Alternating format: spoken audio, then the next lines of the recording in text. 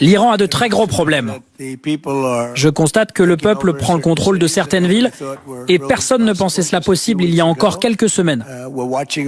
Nous surveillons la situation de très près, mais j'ai été très clair sur le fait que s'ils commencent à tuer des gens comme ils l'ont fait par le passé, nous frapperons là où ça fait mal. Ça ne veut pas dire que nos soldats seront sur le sol iranien, mais on frappera sur des lieux stratégiques. J'espère que les manifestants vont se trouver en sécurité, car l'Iran est un pays très dangereux en ce moment. Et je répète aux dirigeants iraniens, vous ne devriez pas commencer à tirer, parce que nous commencerons à tirer aussi. Voilà, donc le ton de Donald Trump est très menaçant, mais au final, dans les actes, il est encore très attentiste. Hier, sur Fox News, le journaliste qu'il a interviewé en début de soirée lui a fait remarquer que la répression avait déjà commencé, qu'il y avait des morts parmi les manifestants. Et là, Donald Trump a un peu botté en touche en disant que ces manifestants étaient morts un peu de façon accidentelle à l'occasion de bousculades, qu'ils avaient été piétinés. Donald Trump qui a également précisé au cours de cette interview qu'il n'avait pas pris contact avec le fils du Shah d'Iran qui est exilé aux États-Unis depuis la révolution islamique en 1979. Il estime que pour le moment, ça n'est pas encore approprié de le rencontrer. Comment est-ce que ça peut se finir? Est-ce qu'il faudra est-ce qu'on peut espérer sur place une intervention américaine, notamment? On entendait Donald Trump s'exprimer. Est-ce que c'est quelque chose qui est espéré par la population sur place?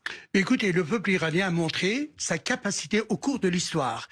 Il a fait plusieurs révolutions dans cette histoire et il a également été toujours le moteur des mouvements sociaux. Et aujourd'hui, ce soir également, le peuple iranien ne demande pas l'intervention militaire d'un autre pays, que ce soit les Américains ou autres, car les courages de ces gens-là, c'est la preuve comme quoi ils sont capables de faire bouger la situation et donc chercher à renverser ce régime-là. Mais néanmoins, au niveau international, s'il y a des politiques favorables effectivement à notre peuple, enfin au peuple iranien, bien évidemment, ça c'est un avantage. C'est apprécié et appréciable. Car le monde aujourd'hui, effectivement, non seulement au niveau des Américains, mais également au niveau européen. Et aussi nous, en France, là, où est la position franche et directe en faveur, effectivement, du peuple iranien, là.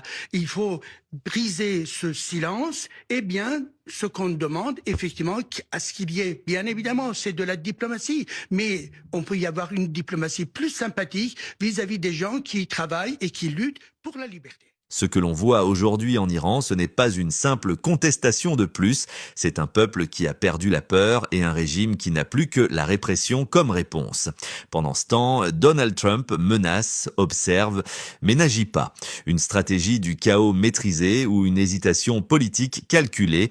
La question est désormais simple. Si le régime iranien tombe, ce ne sera ni par une frappe américaine, ni par un discours venu de Washington, mais par la rue.